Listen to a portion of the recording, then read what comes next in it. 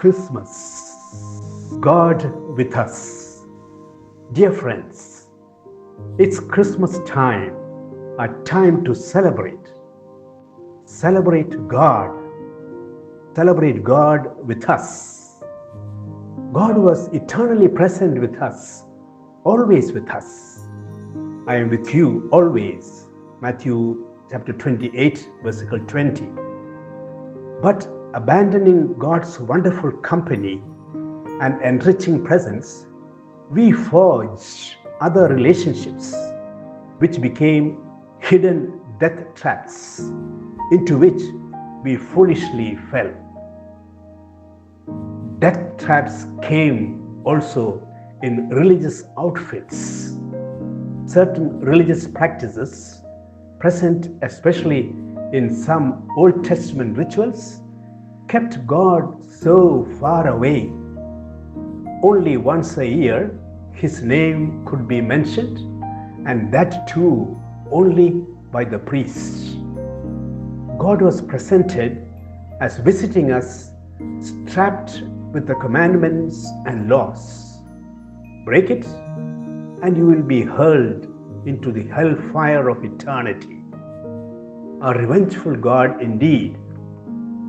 A certain death traps like money, wealth, power, pleasure choked out life from us, while there were realities created by God and to be enjoyed by human beings with thanksgiving to the Creator. It gradually enslaved us, squeezed our life out of us. We edged God out of our life. The ego took God's place. It engulfed us in depression and rivalry and emptiness. My people have committed two sins. They have forsaken me, the spring of living water, and have dug their own cisterns, broken cisterns that cannot hold water. Jeremiah chapter 2, versicle 13.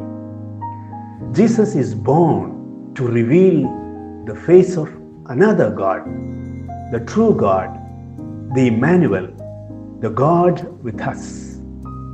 In a way, Jesus is a revolutionary God. He breaks all the human calculations. He is born not in a king's palace, nor is he born into high priestly class family. He took flesh and dwelt among us. He was born into the hard realities of human life in a manger. He took flesh and lived among us. John 1, chapter 14. Poverty was his birthmark. Threatened from infancy, his life was insecure. He was hungry and tired. He was rejected, thrown out of his community. He was in deep fear that he shed blood. Hard realities of life in the flesh which Jesus encountered. He had friends, sometimes labeled as friends of sinners. He had friends, sometimes labeled as friend of sinners. He enjoyed good meal and banquets. He visited the temple. He prayed and was compassionate towards the poor, sick, the rejected. He was indeed enfleshed by all these human realities, but not enslaved by them. Jesus is God with us. Christmas reveals this mystery, the mystery that has been kept hidden for ages and generations, but is now disclosed to the Lord's people. God has chosen to make known among the Gentiles the glorious riches of this mystery, which is Christ in you, the hope of glory. Colossians chapter 1, verses 26 and 27. Christmas celebrates not only the God with us, but the God in us. We too are called to live our life in the flesh, that is, our life in the world, as Jesus lived. We too have moments of fear and anxiety, experience of defeat and rejection, experience of tender love, joy, sharing and caring. They make us human. Let us try to live them as Jesus did. I no longer live, but Christ lives in me.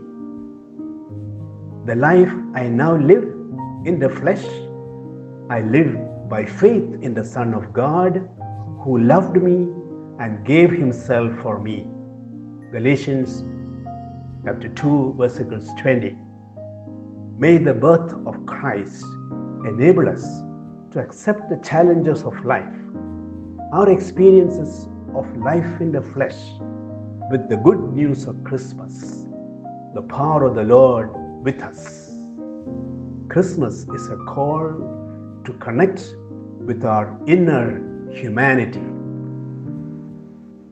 Sister Joan Chichester writes, Christmas is a call to see God everywhere, especially in places we would not expect to find glory and grace. Christmas is a call to exult in life. Christmas is the obligation to see that everything leads us directly to God and to realize that there is no one, nothing on earth that is not the way of God for me. Hello friends, celebrate the Lord with us, in us. Happy Christmas. God bless us all.